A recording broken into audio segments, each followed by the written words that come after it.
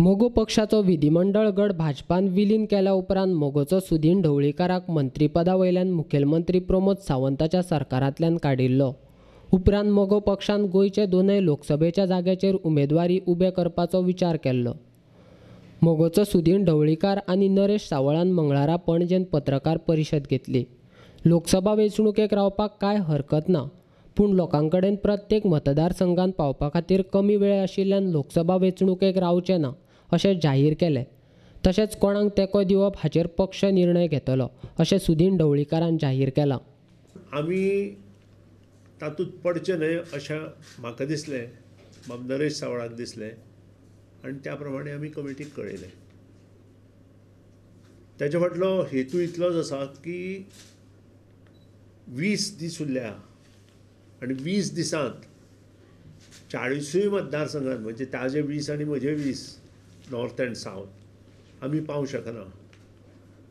आनी फाल्यां सकाळीं ओगीच आमचेर दुखणी येतली, टिका जातली की आमी कोणा तरी उडोवपाक उबे रावले म्हणून. हाजे पेक्षा आमी नोंद घेतली की जेन्ना आमी मतदारा कडेन पावना त्या खातीर 20 दिसांत प्रचार करूं शकना. कार्यकर्ते एकठांय जरी केले आनी आमच्यो जरी बूथ कमिटी आसल्यो, तांचे पर्यंत आमी पावना जाल्यार ताका अर्थ नासता.